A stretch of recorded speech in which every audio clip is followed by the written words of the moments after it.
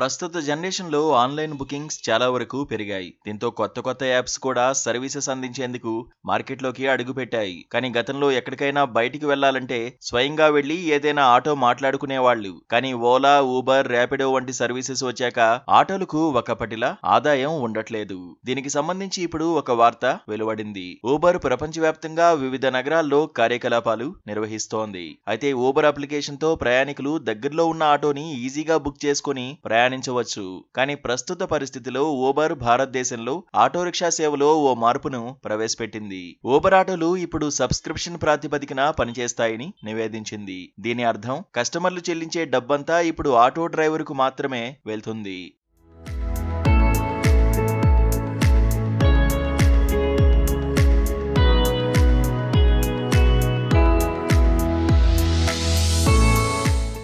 Auto డ్రైవర్కు ప్రయాణికుడికి మధ్య జరిగే లావాదేవీల విషయంలో ఊబర్ ఏమాత్రం జోక్యం చేసుకోదు.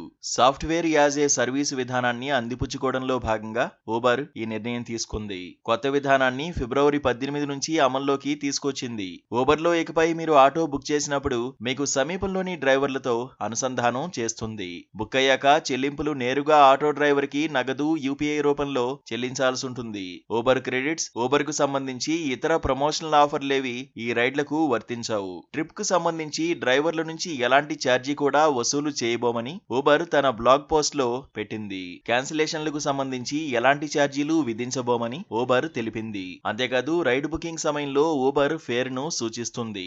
అలాగని అదే ఫైనల్ మొత్తం కాదు. డ్రైవర్, ప్రయాణికులు పరస్పర అవగాహనతో తుది మొత్తాన్ని నిర్ణయించుకోవాలి. ఇకపై ఆటో డ్రైవర్లు పూర్తిగా స్వతంత్రంగా వ్యవహరిస్తారు. ఊబర్ కేవలం రైడర్లకు కనెక్ట్ చేసే ఓ ప్లాట్ఫామ్ లా మాత్రమే వ్యవహరిస్తుంది.